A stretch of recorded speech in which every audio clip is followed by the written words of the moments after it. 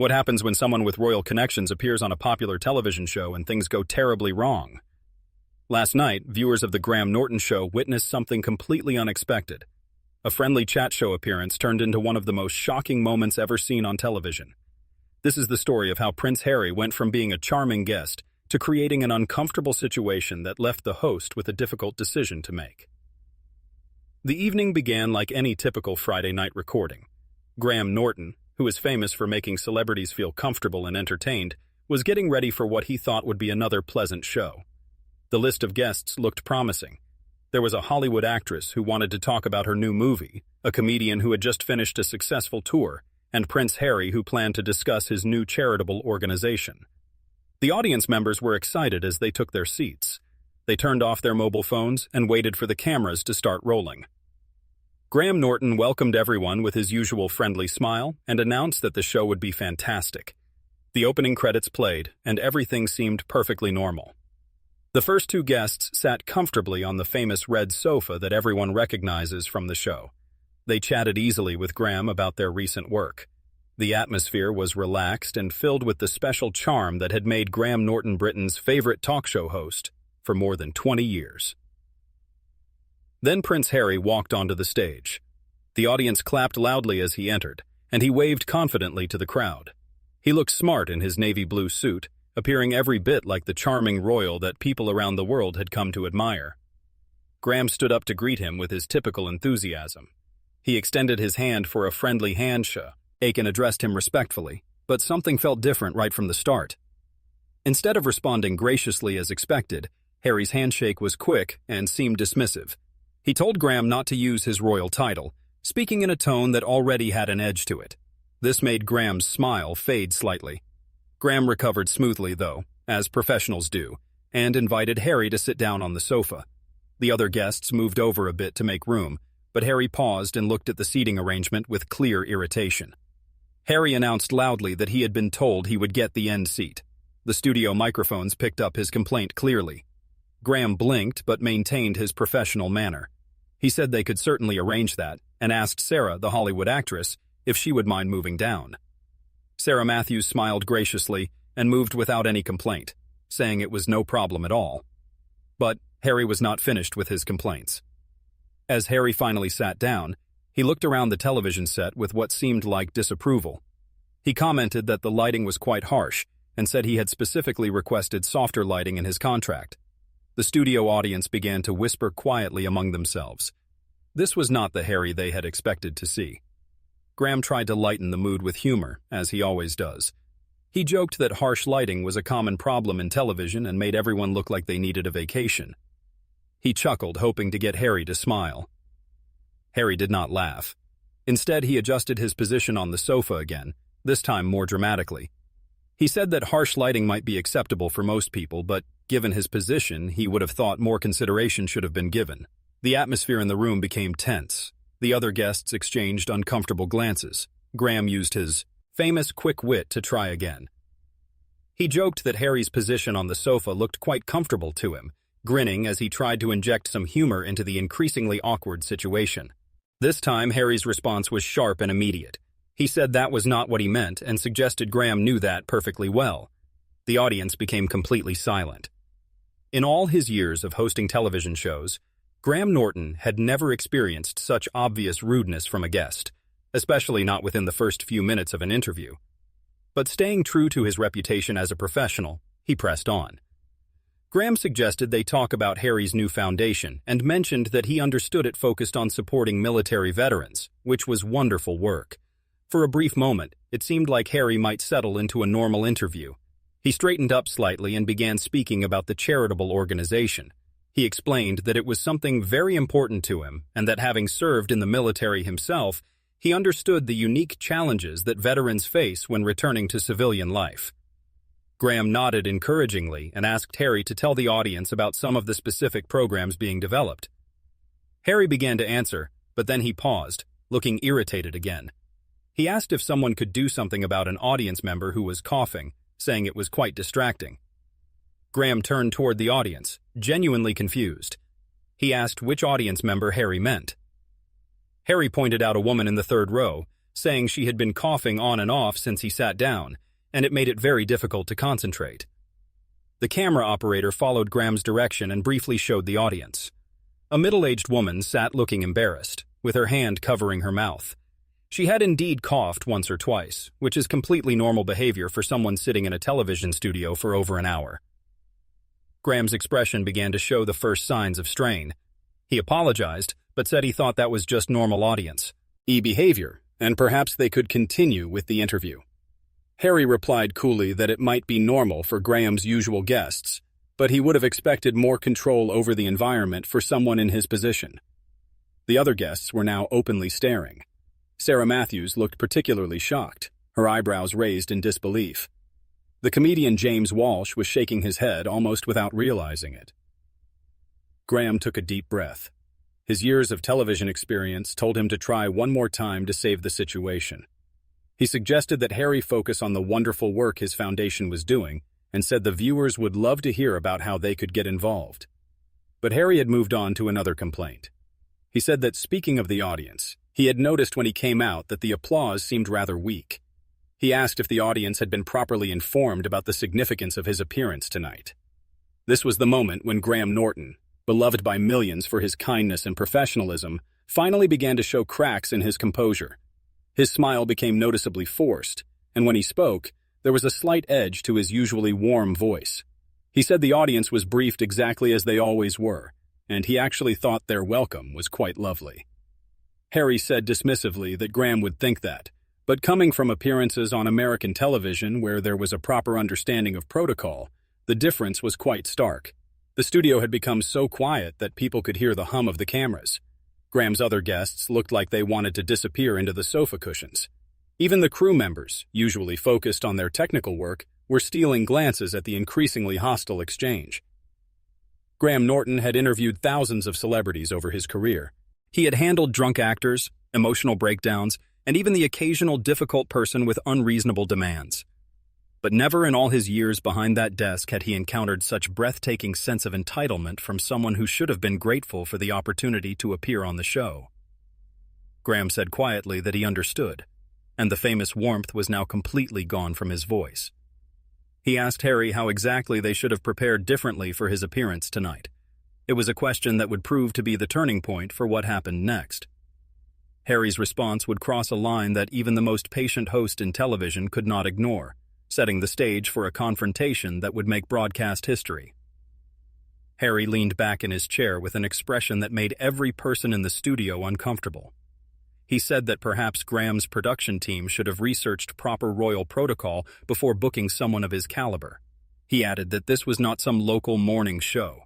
The words hung in the air like poison. Graham Norton, who had spent decades making celebrities feel welcome and comfortable, felt something change inside him. His jaw tightened, but his voice remained controlled. Graham repeated Harry's phrase slowly, saying someone of his caliber. He then told Harry that he was a guest on this show just like everyone else who sits on the sofa. Harry's voice rose with indignation. He said he thought Graham was forgetting exactly who he was speaking to, and that he was not some reality television star desperate for publicity. Sarah Matthews gasped audibly. James Walsh looked like he would rather be anywhere else in the world. The audience sat in stunned silence, watching what felt like a disaster happening in slow motion. Graham's famous composure was cracking. He said that Harry was absolutely right, that he was not a reality television star. He was someone who should understand basic courtesy and respect for other people. Harry stood up suddenly from the sofa, standing over the seated host. He asked if Graham wanted to lecture him about courtesy. He complained that Graham's staff had treated him like any ordinary guest from the moment he arrived. There had been no proper greeting, no acknowledgement of protocol, and no recognition whatsoever of his status. The camera operators did not know where to focus. This was completely new territory in live television. Graham remained seated, but his voice carried a strength that viewers had never heard before. He said quietly that Harry's status did not give him the right to be rude to his staff, his other guests, or his audience. Harry's voice cracked with disbelief as he said he had been nothing but clear about his expectations. He added that if that threatened Graham's little television ego, perhaps Graham should reconsider who he books on his show. That was the final straw. The line had been crossed so completely that there was no way back. Graham Norton stood up slowly, his face flushed, but his voice deadly calm. Graham repeated the phrase about his television ego. He told Harry that he had been doing this job for over 20 years and had interviewed royalty, presidents, and the biggest stars in the world. He said that not once, not ever, had anyone spoken to him, his guests, or his audience with such breathtaking arrogance. Harry stepped closer, his voice rising to a level that made the other guests visibly uncomfortable. He asked how Graham dared to accuse him of arrogance. He demanded to know if Graham had any idea what he had sacrificed for his country or what his family had given. Graham shot back that he knew exactly what Harry's family had given, and right now Harry was disrespecting every bit of that legacy with his behavior tonight. The studio was electric with tension. The audience members were leaning forward in their seats, unable to believe what they were witnessing. This was not just a difficult interview anymore. This was a full confrontation between one of Britain's most beloved television hosts and a member of the royal family. Harry said angrily that Graham had no right to speak about his family's legacy. He added that Graham was nothing but a talk show host who makes jokes for a living. Graham's eyes flashed with genuine anger. He agreed that he was a talk show host and that this was his show, which meant he decided who gets to sit on that sofa and who does not. Harry demanded to know if Graham was threatening him, his voice now loud enough that the audience did not need microphones to hear every word. Graham replied that he was not threatening anyone. He was telling Harry that his behavior tonight had been completely unacceptable, and he would not tolerate it for another second. Harry laughed, but there was no humor in it. He asked who Graham thought he was. Graham said firmly that he was the host of this show, and Harry was no longer welcome on it. The words hit the studio like a physical blow. Sarah Matthews covered her mouth with both hands. James Walsh sat frozen, his eyes wide with shock. The audience did not make a sound, as if everyone was holding their breath at the same time. Harry stared at Graham in complete disbelief and asked Graham to repeat what he had just said. Graham said Harry had heard him perfectly well. He explained that Harry's behavior tonight had been insulting to his other guests, dismissive of his audience, and disrespectful to his staff. He was asking Harry to leave. Harry's voice was incredulous as he repeated the question about being asked to leave. He asked if Graham understood what he was doing right now. Graham replied without hesitation that he understood exactly what he was doing. He was protecting the integrity of the show and the respect owed to everyone else in the studio. Harry looked around wildly, as if expecting someone to step in and support him. The crew members avoided his gaze, focusing intently on their equipment. His fellow guests remained silent, clearly supporting Graham's decision through their body language. Harry declared that this was absolutely outrageous and that Graham could not treat him this way. He asked if Graham knew what this would mean for his career. Graham's response was swift and devastating. He said his career would be just fine, thank you. He had built it on treating people with respect and expecting the same in return, something Harry might want to consider learning. Harry said Graham would regret this and pointed his finger at Graham with barely controlled anger. He told Graham he had no idea what he had just done. Graham said calmly that what he had done was exactly what any decent host would do when faced with a guest who thinks their title gives them permission to treat other people badly. The confrontation had reached its peak. Harry stood there, breathing heavily with anger, clearly realizing that his threats and intimidation tactics had failed completely. Graham Norton, meanwhile, stood his ground with quiet dignity, supported by an entire studio of people who had witnessed his guests' terrible behavior. Graham called out clearly for security, his voice carrying across the studio. He asked if they could please escort their guest from the building. 2 security guards appeared almost immediately, having clearly been alerted by the production team as the situation got worse. They approached respectfully but firmly. One of them spoke politely to Harry, asking if he could please come with them. Harry looked at the security guards, then back at Graham, then at the shocked faces of the other guests and audience members. For a moment, it seemed like he might try to argue further, but perhaps finally recognizing that he had lost this battle completely, he straightened his jacket with sharp, angry movements. He told Graham in a low, threatening voice that this was not over.